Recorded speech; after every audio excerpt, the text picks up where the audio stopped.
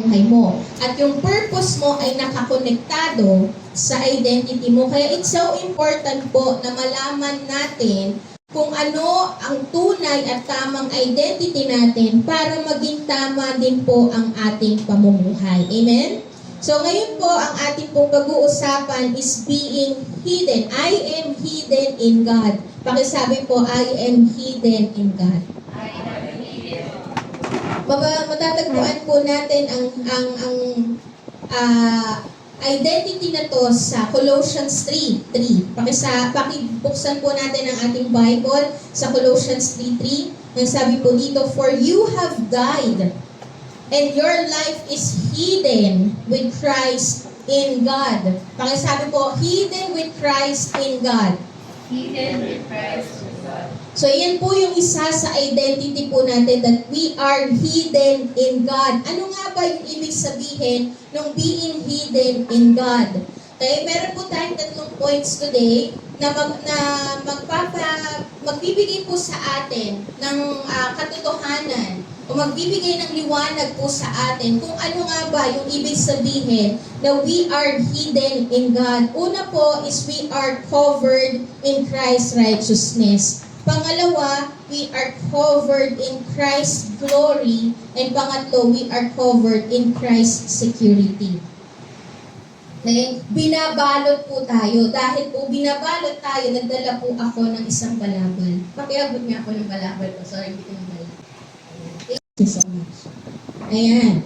So, unang-unang bagay po, ano nga ba yung ibig sabihin ng being hidden in God? Una po is we are covered in Christ's righteousness. Ibig sabihin po ng being hidden in God is tayo po ay nababalot ng katwiran at kabanalan ni Kristo. Binabalot po tayo. Nakabalot tayo ng katwiran at kabanalan ni Kristo na hindi na po tayo yung nakaraan natin ang nakikita. Ang nakikita na po sa atin ay yung righteousness ni Kristo. Okay? At ito po ay nangyayari po ito when we become born again.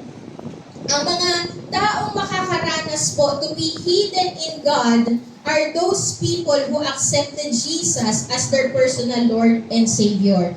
Kapag ka po tayo, tinanggap natin ang Panginoong Jesus bilang Diyos at tagapagligtas ng ating buhay, tayo ay na-born again, meron pong 3 bagay na nangyayari po sa atin. Okay? Ito po ay justification, regeneration, and sanctification. Yung sanctification po, pinag-usapan na po natin yan 2 weeks ago. And ngayon po, mas magda-dive deep po tayo doon sa word na justification and regeneration. Pag sinabi po natin justification, ibig sabihin po nito, we are saved from the ultimate penalty of sin through the life of Jesus Christ. So makikita po natin yung difference ng justification and regeneration. Ang justification po, inalis tayo doon sa kaparusahan ng ating kasalanan. And pagdating naman po sa regeneration, ito po ay yung pagbibigay ng Diyos ng bagong buhay. Sa justification, pinawalang sala ang iyong kasalanan, nawala na yung kasalanan mo, tinanggal na yung pagiging guilty mo because of sin. Pagdating sa regeneration, binigyan ka ng Panginoon ng bagong buhay. Okay? So yan po yung nangyayari sa buhay natin when we are being covered with Christ's righteousness. Okay? So, sa justification po, you will experience the mercy of God. Pag sinabi nating mercy ng Panginoon, napatawad ka na sa kasalanan mo. Yung mga bagay na dapat mong maranasan na deserve mo ay hindi na ibinigay sa'yo. Hindi na binigay, hindi na pinataw sa'yo. Pag sinabi nating mercy, hindi ipinapataw sa'yo yung deserve mong parusa. Kasi kailangan, ang deserve talaga natin dahil tayo ay makasalanan, tayo ay dapat maparusahan at tayo ay dapat mamatay. Okay? Ang parusa natin ay kamatayan. Yun po yung sinasabi sa Romans 6:23. So, ang naranasan po natin when we are being clothed, we are being covered with Christ's righteousness, naranasan po natin yung mercy ng Panginoon doon nung naranasan natin yung justice justification. Okay? Pagdating naman po sa regeneration, okay, ito po ang nararanasan natin when we accepted Jesus Christ as our personal Lord and Savior, justification, regeneration, and sanctification. So pagdating naman po sa regeneration, ito po ay yung na-experience mo yung grace ng Lord. Okay? Na binigay sa'yo yung hindi mo deserve. Sa mercy, hindi pinataw sa'yo yung deserve mong parusa. Pagdating sa regeneration, binigay sa'yo ng Lord yung hindi mo deserve na buhay. Yung buhay na ikaw ay adopted na ng Panginoon, ikaw ay anak na ng Diyos, ikaw ay bahagi na ng kaharian ng Panginoon, you are fully secured in the kingdom of God. Hindi natin yun deserve, pero binigay sa atin, that is grace. Okay? So, yun po yung nararanasan natin, justification and regeneration. Kaya po, nung naligtas po tayo, nung binigay ng Panginoon sa atin yung kaligtasan, yung buhay na walang hanggan sa pamamagitan ng ginawa ni Kristo Jesus sa krus ng Kalbaryo, ang naranasan po natin is the amazing love of God, the abounding grace of the Lord, the riches of His mercy. Yan po yung nararanasan natin. Justification, regeneration, the love, the grace, and the mercy. Hindi ka lang pinatawad, hindi ka lang inalis sa parusahan, pero binigyan ka pa ng buhay. You experience the mercy and you experience the grace of God. Yung pagliligtas na ginawa ng Diyos sa'yo, ang naging daan for you to be hidden in God. You are covered in Christ's righteousness. Pwede ko bang tawagin si Fern? Yung sinasabi po natin that we are covered in Christ's righteousness, when you experience justification, when you experience regeneration, ang ginawa po ng Panginoon is hindi na si Fern ang nakikita ng makasalanan, kundi dahil binalot na tayo ng righteousness ng Panginoon, ang nakikita na po natin ay yung katwiran at kabanalan ng Diyos. Amen? Iyan po yung ginawa ng Panginoon. When we say that we are being hidden, nakapaloob, binalot, tayo po ay hindi na nakikita yung guilt mo, hindi na nakita yung shame mo, hindi na nakita yung past sin mo, hindi na nakita that you are sinner. Ang nakita na ay yung righteousness ni Lord. Nakita niyo pa po ba yung damit ni Fern? Hindi na. Ang nakita na natin ay yung mukha ni Fern. Joke lang. Ang nakita na natin ay yung balabal ng Panginoon. Ang nakita na natin ay yung cloth of Christ's righteousness, covered. Amen? So, yan po yung nakikita sa atin. Thank you, Fern. Mamaya tawagin kita. Yan po yung nakikita sa atin. Okay? Meron po sa Genesis na foreshadow or pagpapahayag po ng pagiging hidden in God. Nakakakunik po ba iintindihan po yung aking explanation? Amen. Hallelujah. Ayan. Sa Genesis po, mayroong foreshadow, may pagpapahayag po ng pagiging hidden in God natin. Sabi po sa Genesis 3, 7-8. Basahin po natin.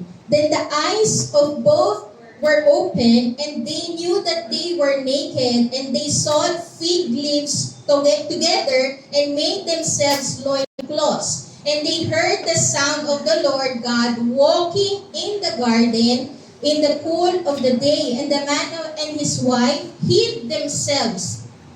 Focus tayo doon sa hid themselves from the presence of the Lord God among the trees of the garden. So dito po, yung binasa po natin, ito po yung panahon na nagkasala na si Adam at si Eve. Kinain po nila yung prutas na pinagbabawal ng Panginoon. So nagkasala po sila sa Panginoon, nag-disobey sila sa Panginoon. At nung nagkasala po si Adam at si Eve, nabuksan ang kanilang mga mata and they saw their nakedness. Okay? Nakita po nila na namulat ang kanilang mga mata at nakita nila ang kanilang kalalagayan of being naked. Yung sinasabi po na nakedness dito, it speaks of guilt and shame, kahiya-hiyang nagawa. yung guilt natin because of sinning against God. And because of our nakedness, because of our guilt and shame, ang tendency po ng isang taong makasalanan at puno ng guilt and shame is to what? Ano yung tendency nila? Ano yung ginawa nila? Nung nakita nila na paparating ang Panginoon, lumalakad ang Panginoon, anong ginawa nila? They hid themselves from the presence of the Lord God.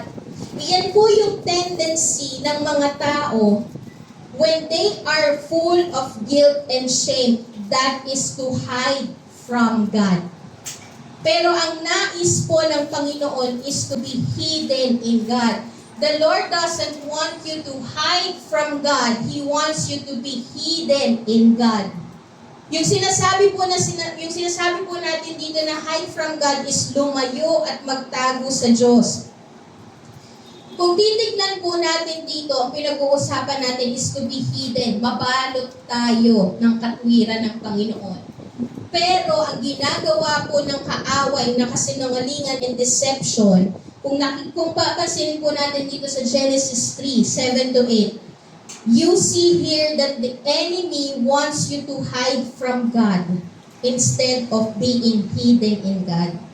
Lumayo ka, magtago ka. Gusto ng kaaway na magpatuloy ka na daladala mo yung hidden sin mo at lumayo ka at magtago sa Diyos. Iyan po yung gusto ng kaaway. That is the deception of the enemy. Gusto ko lang pong i-clear sa atin today na hindi po tayo makakapagtago sa Diyos. Kasi His presence is everywhere. Wala tayong maililingid at maitatago sa Panginoon kasi He is all-knowing. Alam niya ang lahat ng nangyayari. Pero yung sinasabi po dito na si Adam and si Eve hide from God, it speaks of not coming to God. Ito po ay pagpapahayag ng hindi nila paglapit sa Panginoon, not coming to God in full surrender and repentance. Iyon po yung sinasabi dito that they hide from God. Kahit na sila ay nagtago sa Panginoon, alam ng Diyos kung nasan sila. Pero yung sinasabi po dito is si Adam at si Eve ay hindi lumapit sa Panginoon in full surrender and repentance. Because why? Because the enemy wants us to hide from God. That is the enemy's scheme. Iyon po yung kasinungalingan ng kaaway, deception of the enemy. The enemy wants us to hide from God because of guilt and shame. He will input in us this deception, yung tipong deception na mahiya kang lumapit sa Diyos. Nakaka-experience po ba tayo ng ganun? Nakakahiyang lumapit sa Lord kasi nagkasala ako. Alam niyo po, deception yun ng kaaway. Iyon po yung ginawa ng kaaway kay Adam and Eve. Nahihiya akong lumapit sa Panginoon. I want to hide myself from God. Ano kasi I am full of guilt and shame. Nahihiya akong lumapit sa Panginoon. Hindi na ako magpapatuloy. Tatalikod na lang ako. Nagkakaroon po ba tayo ng ganoong klase ng kaisipan? Sobrang makasalanan ako. Hindi na ako tatanggapin ng Lord. May ganun po ba tayong kaisipan? Hindi ako para sa mga ganyang bagay, pang-banal lang yan. Masusunog lang ako dyan kasi makasalanan ako. May ganun po ba tayong kaisipan? Sometimes po, we make this as a joke. But you know what? This is a serious matter because this is the deception of the enemy. Deception po ito ng enemy. Ang gusto ng kaaway is for you to hide from God and not to be hidden in God. To hide from God and not to be hidden in God. Kasi isipin lang po natin, think about it, bakit ka lalayo sa tunay na makapagpapalaya? Tama po ba? Bakit ka lalayo sa tunay na makapagpapabago sa'yo? Bakit ka lalayo sa tunay na makapagpapatawad at makapagpapalinis ng kasalanan mo? Sino po ang may gusto na lumayo ka sa Diyos? Sino? Si Lord ba? No, it is the enemy. Sino ang may gusto na you hide from God? Tumalikod sa Lord, lumayo sa Panginoon. It is the enemy that wants you to hide from God because he doesn't want you to be hidden in God. Naiintindihan ko? So yung word po na nahihiya akong lumapit kasi makasalanan ako, ayoko nang lumapit sa Panginoon, that is the deception of the enemy. He wants you to hide from God because it is only through surrender and repentance that we can be hidden in God. Sa pamamagitan lang po ng pagsuko sa Panginoon at pagsisisi ang magiging daan so that we will be hidden in God. Kagaya po nung nangyari sa Genesis 3:9, ano po yung ginawa ng Panginoon? But the Lord God called to the man and said to him, "Where are you?" Balik po tayo doon sa slide. Because the Lord cannot cleanse and heal the things that you hide. He can only cleanse and heal the things that you surrender. Nung time po na sila ay lumapit sa Panginoon, nung hindi na nagtago sa Diyos, sila ay lumapit na sa Panginoon, isinuko na nila ang kanilang buhay, isiniwalat na nila na, Panginoon, nagkasala ako, na humihingi ako ng tawad. When they surrender their lives, that's the time, that's the moment that they've experienced being covered with the righteousness of God. Ang sabi po sa Genesis 3:9, sige po, balik tayo. Genesis 3:9, but the Lord God called to the man and said to him, "Where are you?" Hinahanap ng Panginoon si Adam and si Eve. Yung paghahanap po ni Lord dito kay Adam and Eve ay hindi po pagpapahayag na hindi alam ng Diyos kung nasan sila. Okay? Yung sinasabi rin po dito na where are you, Adam and Eve, where are you? Hindi po ito pagpapahayag na gusto silang ikain ng Lord. But when the Lord says, "Where are you?" When the Lord asked Adam, "Where are you?" This is an invitation of the Lord kay Adam na lumapit sa Panginoon at isuko yung guilt and shame. This is an invitation of the Lord na don't hide from God, but be hidden in God. And you will be hidden in God when you start to surrender your guilt and shame. When you start to repent and surrender your guilt and shame. Ano po yung nangyari nung hinanap sila ng Panginoon sa Genesis 3:10? Hindi po natin naisulat dyan. Sa Genesis 3:10 ang sabi po dito, and he said, "I heard the sound of you in the garden, and I was afraid, because I was naked and I hid myself." Panginoon, nahiya akong lumapit kasi makasalanan ako. Pero nung the moment po na lumapit si Adam at si Eve, ano po yung ginawa ng Panginoon? Genesis 3:21. Ito po yung foreshadow ng ginawa po ng Panginoon na pagko-cover sa atin ng righteousness ni Kristo. Because hindi po natin kayang alisin yung guilt and shame. We can only be hidden in Christ's righteousness if we will surrender. Nung lumapit na po si Adam at si Eve at hindi na sila nagtago sa Panginoon, ginawa ng Panginoon, and the Lord God made for Adam and for his wife garments of skins and clothed them. It is only through your surrender and repentance that you can be hidden in Christ's righteousness. So don't hide from God. Don't hide from God because the Lord cannot cleanse and heal the things that you hide. He can only cleanse and heal the things that you surrender. Amen po ba? When the Lord is exposing your nakedness, it is not to shame you or to condemn you. It is His invitation for you to come and surrender to Him. Because it is only Him that can restore and heal. Amen po ba?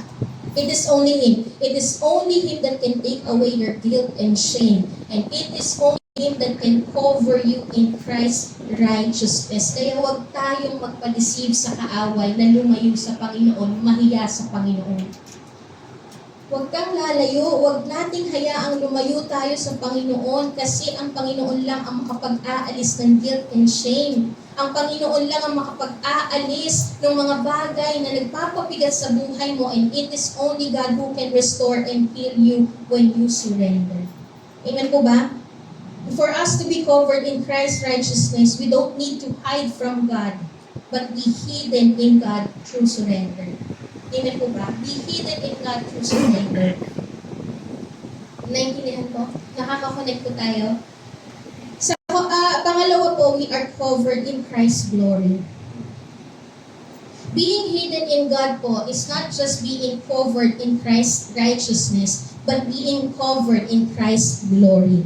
Sa buhay po natin, kapag tayo ay hidden in God, or kapag tayo po ay nasa Panginoon, meron po nakalaan si Lord sa atin na glorious future, glorious plans, glorious promise. Iyan po yung nakalaan sa atin kapag tayo ay na kay Kristo. Kapag tayo ay hawak ni Kristo.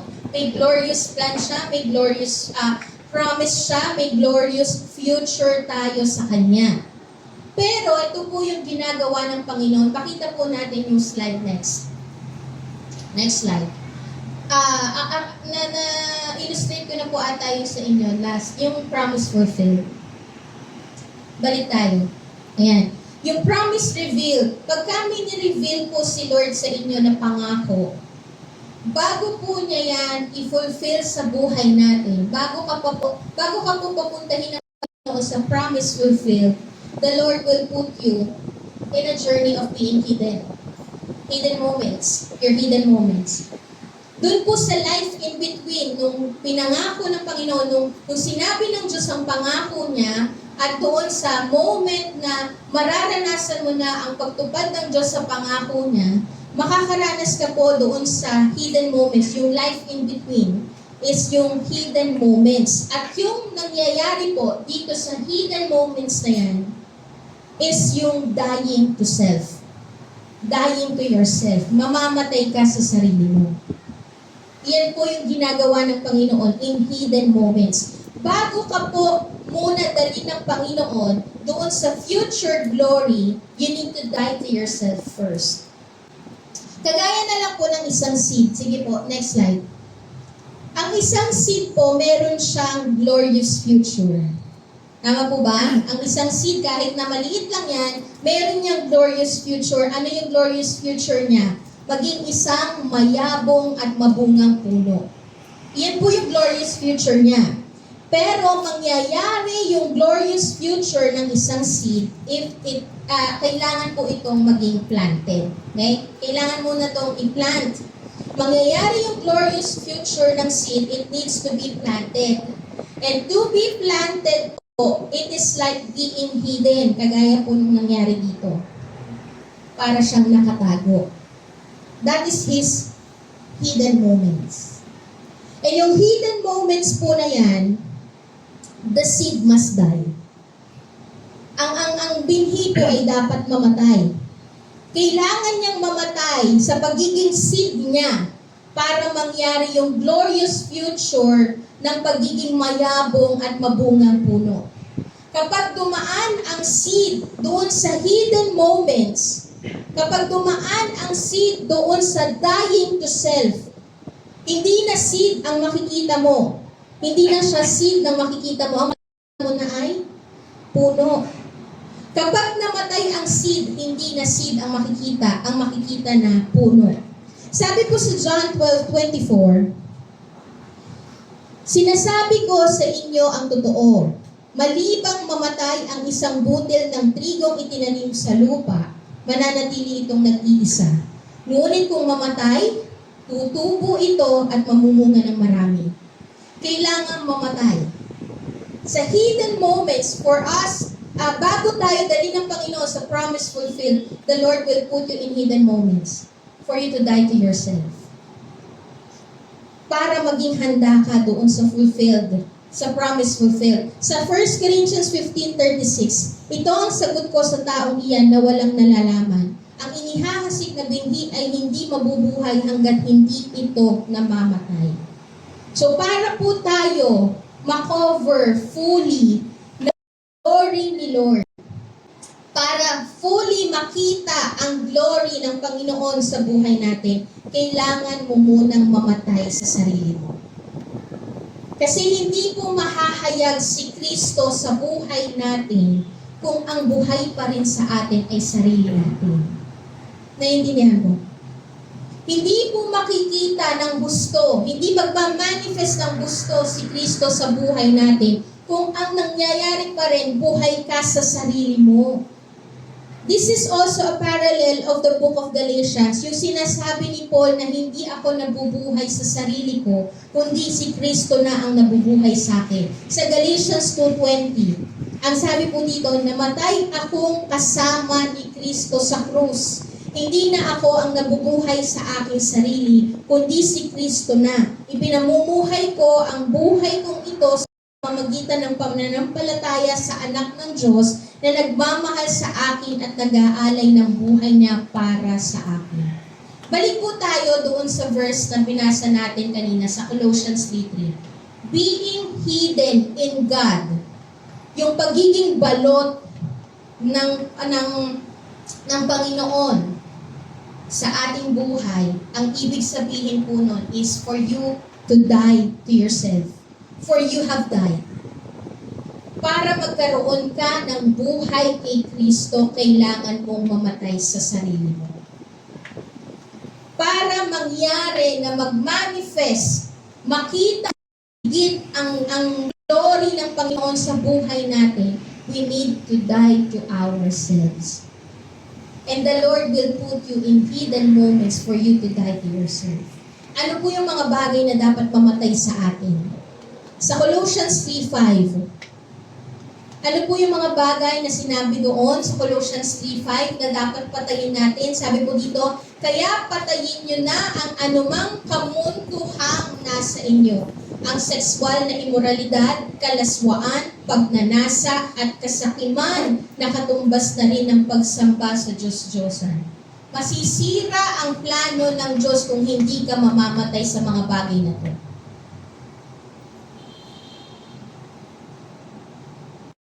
Hindi mangyayari ang plano ng Diyos. Magiging tinik sa'yo itong mga bagay na to kapag ka ikaw ay hindi mamamatay sa mga ganitong klase ng bagay. Ano pa po yung sinasabi sa Colossians verse 8 to 9?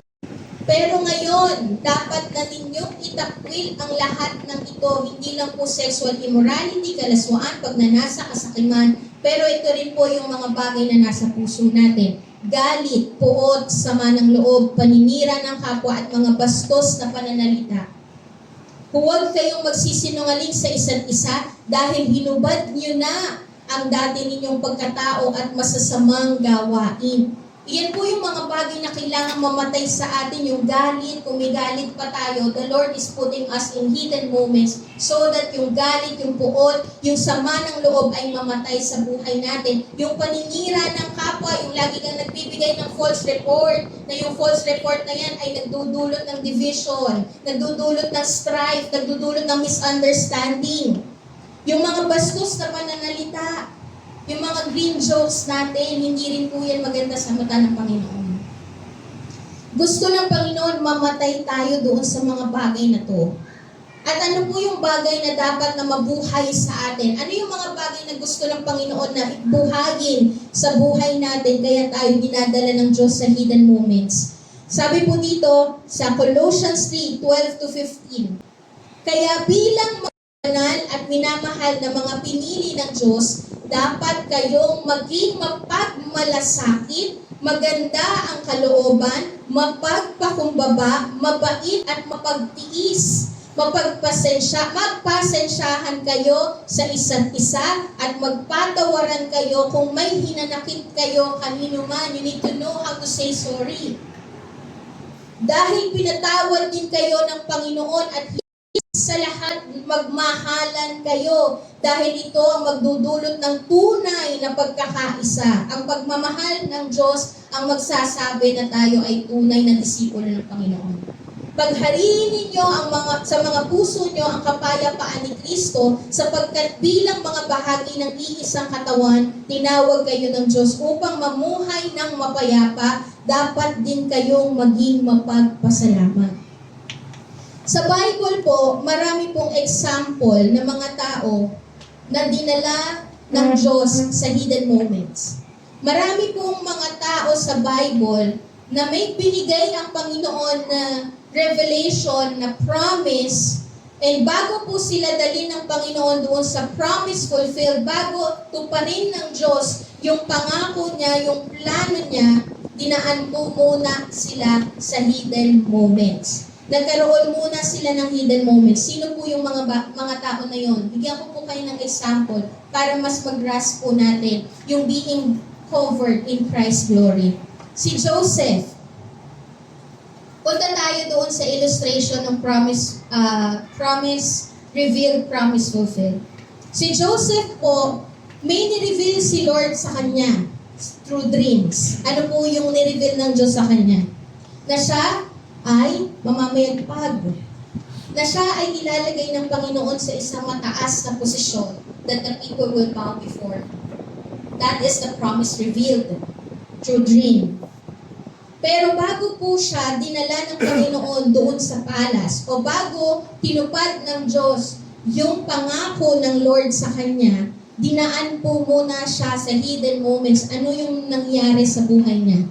Na-experience niya yung pit, tinapon siya sa balon, napunta siya sa prison, napagbintangan siya sa bagay na hindi naman niya ginagawa, before he was placed in the palace to be the second in command in Egypt.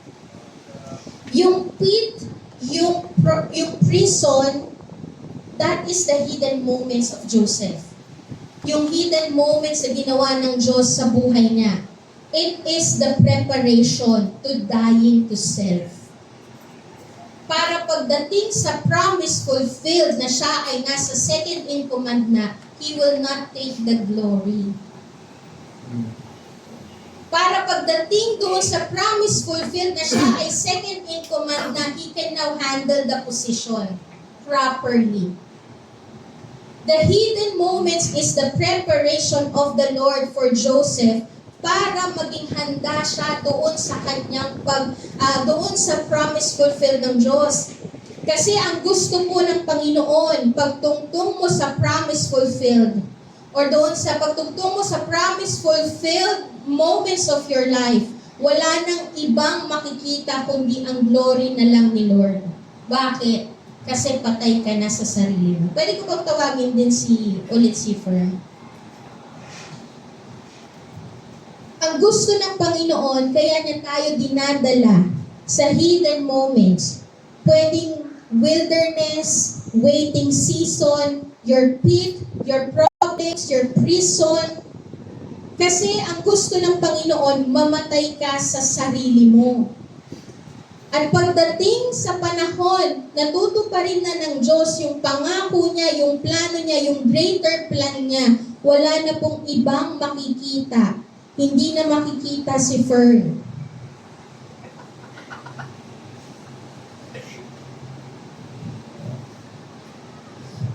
Hindi na po makikita si Fern. Maaaninag mo lang na may Fern. Pero walang nakikitang Fern. Ano ang nakikita? Glory ni Lord. Ang gusto ng Panginoon,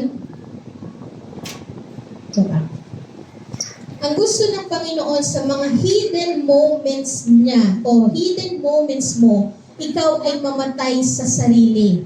Para pagka tinungtong ka ng Panginoon sa platform, sa pedestal, sa anointing, walang ibang makikita kundi glory ni Lord. Hindi mo aangkinin ang glory. Ang bibibigay mo ang glory sa Panginoon. Bakit? Patay ka na sa sarili mo eh. Nakikita pa po ba si Fern? Sino ang nakikita? Balabal ng Diyos. Ang Ang nakikita, balabal ng glory ng Panginoon. Iyon po ang dahilan kung bakit hinahayaan ka ng Lord to be in your hidden moments. Bakit hindi pa rin inilalagay o hindi ka pa rin nilalagay ng Diyos sa isang magandang plano niya? Kasi dinadaan ka muna sa hidden moments para mamatay ka sa sarili mo at mabalot ka na lang ng glory ni Lord para hindi yung sarili mo ang mag-glorify si Lord. Amen po ba? Yung hidden moments ng buhay, diyan ka makakaranas ng mga panahon na you are not being seen, you are not being recognized, you feel like parang walang nagiging bunga ang ginagawa mo, parang walang nangyayari sa buhay mo. Sa mga ganitong pagkakataon in your hidden moments, sa mga pagkakataon na you are in your hidden moments, ang nais po ng Lord ay mamatay ka sa sarili mo. At ang nais ng Panginoon ay hindi ka na ang ma-recognize si Lord.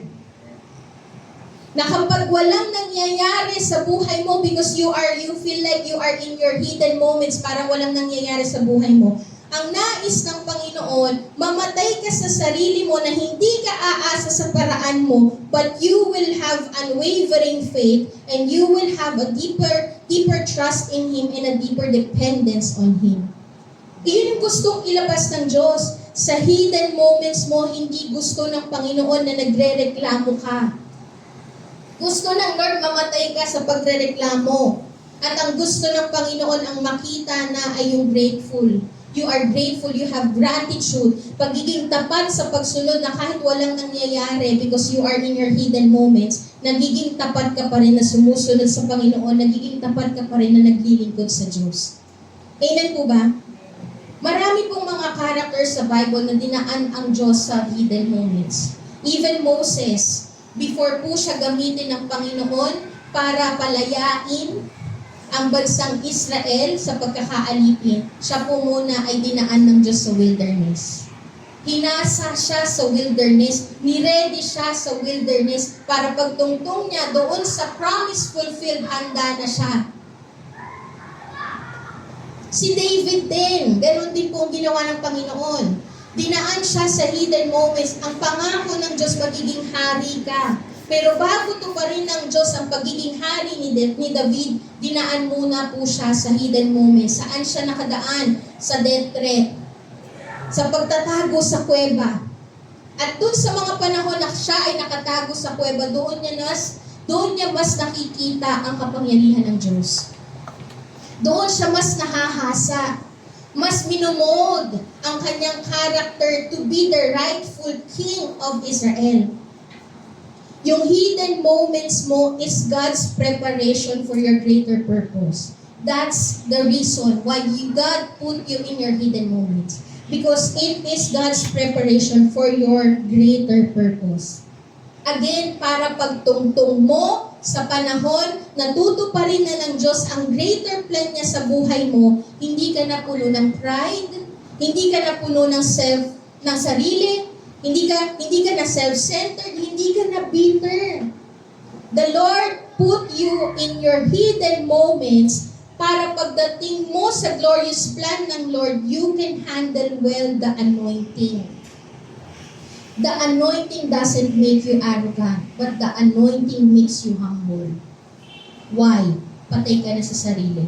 Ang nabubuhay na ay si Kristo. Ang nababalot na ay glory ni Lord. Amen ba? Amen po ba? In your hidden moments, God is working to prepare you and to make you ready before exposing you in glory. In the hidden moments, pinapatay ng Diyos ang sarili mo para kapag in-expose ka ni Lord and He put you in the pedestal, walang ibang makikita kundi glory ni Lord. When God put you in His greater plan, handa kang i-handle ang throne, handa kang i-handle ang blessing, handa kang i-handle ang anointing, hindi mo aangkinin ang glory. Amen po ba? Isang example na lang po, si King Saul. Hindi po niya hinayaan ang sarili niya na mamatay sa ginagawang preparation ng Diyos sa kanya. Kaya nung time na naging magtagumpay siya bilang hari ng bansang Israel, ano po yung ginawa niya? Kinuha niya ang glory na dapat ay kay Lord. Hindi na siya nakinig kay Samuel. Lahat ng kanyang ginagawa ay ayon sa kung ano ang nais niya. Hindi na siya nakikinig sa man of God. Bakit? Puno ng sarili, puno ng pride. Kaya ang nangyari, instead of yung throne ay naging blessing sa kanya, yung throne ang nagpabagsak sa kanya. Because he is not ready to handle the throne. Why? Puno ng pride eh. Sarili. Puno ng sarili. Hindi na marunong makinig. Hindi na marunong sumunod. Ang sabi po sa 2 Corinthians 12:7, ito po yung verse na familiar tayo, that grace is sufficient for you, that His power is made perfect in our weakness. Pero alam niyo po ba, kung bakit hindi inalis ng Diyos yung thorn of the flesh ni Paul? Ito po ang dahilan. Para hindi ako maging mayabang. Iyon po yung sabi sa 2 Corinthians 12:7. Para hindi ako maging mayabang dahil sa mga kamanghamanghang ipinapakita ng Diyos sa akin, binigyan ako ng isang kapansanan sa katawan. Hinayaan ng Diyos na pahirapan ako ni Satanas sa aking kapansanan para hindi ako maging mayabang. Andun po yun sa PowerPoint. God didn't take away the thorn of the flesh to make Paul humble. The Lord put Paul in the hidden moments for him to be humble and to be fully dependent on God and not on self. Why the Lord let you go through hidden moments? Next slide po. Bakit po tayo dinadala ng Panginoon sa hidden moments natin? Because God is not just concerned about fulfilling His promise, but He is also concerned of who you are becoming while journeying to your promise fulfilled. Iyan po ang rason kung bakit hinahayaan ng Diyos na dumaan ka sa wilderness, sa waiting season, yung maghihintay ka, yung makikinig ka, yung talagang mag-aantay ka bago mangyari ang pangako ng Diyos, bago ka iangat ng Diyos, bago ka makapunta sa breakthrough. Kasi hindi po breakthrough ang pinaka-point. Ang breakthrough is yung breaking mo. Ang pinaka-nais ng Panginoon is who you are becoming before that breakthrough. Iyan po yung nais ng Panginoon, na in your hidden moments, mas nagiging humble ka ba? In your hidden moments, mas nagiging full of faith ka ba? In your hidden moments, mas nagiging joyful ka ba? Mas nagiging grateful ka ba? Mas nagiging full dependent ka ba sa Panginoon? In your hidden moments, mas lumalakad ka ba sa Panginoon? Iyan ang mas concern ng Diyos. Mangyayari at mangyayari ang promise fulfilled, but before God put you in the promise fulfilled, He is much concerned of who you are becoming before your breakthrough. Kasi baka pag dumating yung breakthrough, hindi mo kayang i-handle. Because you are not yet ready. Because hindi ka papatay sa sarili. Baka instead of the throne is a blessing to you, the throne makes you fall.